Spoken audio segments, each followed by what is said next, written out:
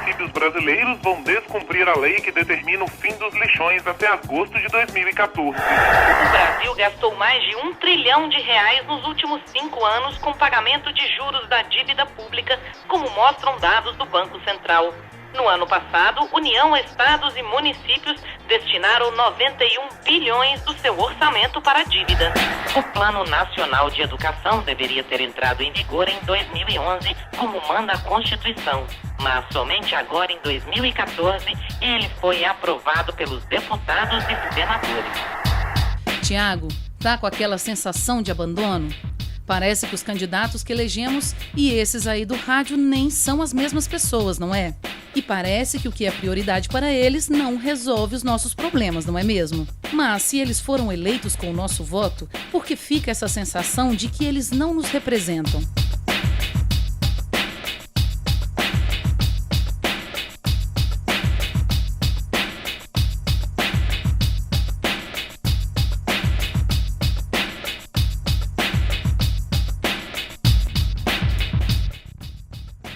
No Brasil, retomamos o regime democrático em 1985.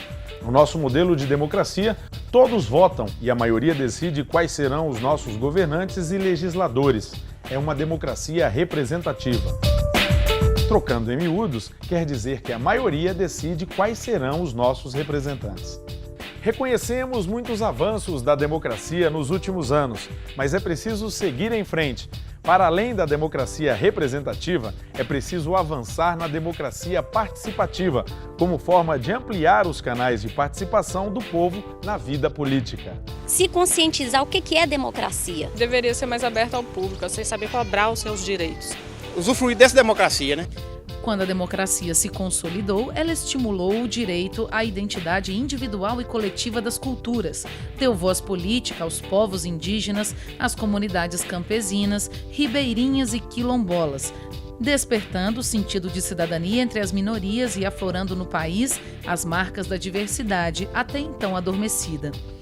Essa nova realidade brasileira, em que a diversidade deixa de ser uma peculiaridade e passa a definir nossos contornos políticos, começa a esbarrar nos limites da democracia representativa, exigindo um sistema que satisfaça os anseios plurais deste novo cenário.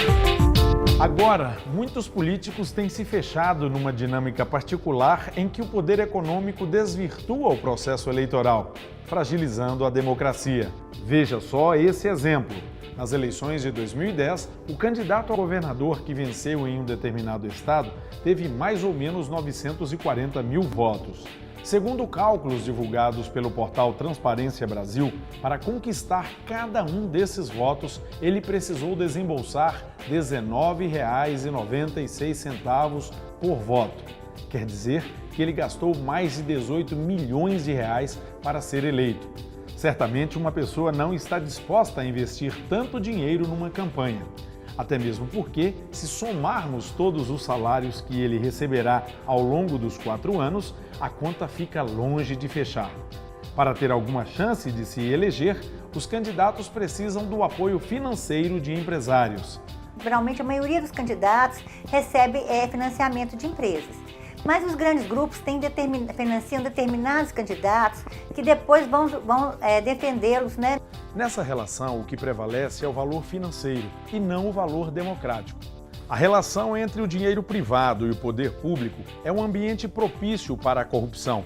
Esse modelo de financiamento privado de campanha eleitoral precisa ser repensado através de uma reforma política. Mas nós podemos citar 3 exemplos, 3 temas que são mais importantes e que impactam mais diretamente a nossa vida. Seria o financiamento das campanhas eleitorais, que hoje é um financiamento misto, parte de dinheiro público e parte de dinheiro privado, muito mais dinheiro privado. Um outro problema é o problema do sistema eleitoral, que hoje é um sistema nada compreendido pelos eleitores. Os eleitores votam em pessoas ao invés de votar em projetos políticos. E o terceiro é a questão da própria transparência do processo eleitoral como um todo. Hoje, nenhum cidadão, nenhum eleitor sabe quem são as pessoas que estão financiando aquele candidato da sua preferência. Desde 2013, dezenas de entidades com alto grau de representatividade popular vêm se reunindo para discutir e propor um modelo sólido para as novas regras políticas e eleitorais do país. Esse movimento, que ganhou o nome de Coalizão Democrática pela Reforma Política e Eleições Limpas, tem trabalhado para apresentar um projeto de lei de iniciativa popular, ancorado nas seguintes proposições. O mais importante e, digamos, o mais grave, afastar o poder econômico das eleições. O segundo ponto é implementar no Brasil a votação em 2 turnos. O primeiro turno, uma votação programática, onde os partidos políticos apresentam o que vão fazer em cada nível e necessidade da sociedade, da saúde, da educação, enfim, em todos os setores. E no segundo turno, vota numa lista de pessoas que é apresentada por cada partido. Quem, então, vota-se na pessoa, vai executar aquele programa eleito.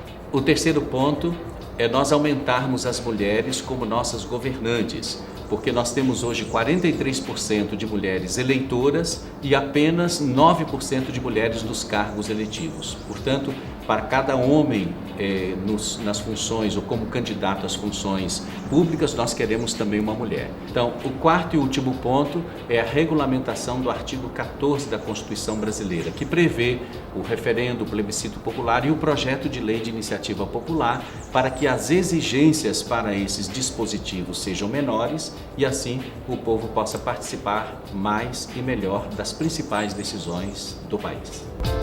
A Coalizão Democrática é um esforço da sociedade civil organizada para fazer valer o direito constitucional de participação cidadã. E o que é muito importante, uma discussão hoje fundamental no mundo inteiro e no Brasil, que é a democracia participativa. Ela que cada vez mais vai legitimar a democracia representativa que se encontra em crise. Então a democracia participativa, ela é o que vai legitimar e trazer esses representantes para a vontade popular. De 1988 até 2014, o povo brasileiro só foi consultado 2 vezes. Em 93, quando houve um plebiscito que definiu a forma e o sistema de governo brasileiro, e um em 2005, quando foi feito um referendo sobre a legalização do comércio de armas de fogo no Brasil. Apesar dos entraves legais para dificultar o uso de tais recursos constitucionais, o povo brasileiro já teve 2 importantes vitórias. Em 98, o Congresso aprovou o primeiro projeto de lei de iniciativa popular da história do Brasil, que foi a Lei 9840, que regulamenta a punição para os condenados por prática de corrupção eleitoral. Em 2010, nova vitória com a Lei da Ficha Limpa, fruto desse mesmo mecanismo de participação direta da sociedade. Agora, a terceira batalha está em curso. O novo projeto de lei, quando aprovado, tornará o Brasil um país muito mais democrático do que é hoje, aumentando o nosso nível de participação na vida política. Então, escreva o seu nome na história do país. Acesse o site da campanha da Coalizão pela Reforma Política Democrática no endereço www.reformapoliticademocratica.org.br. Informe-se, seja cidadão.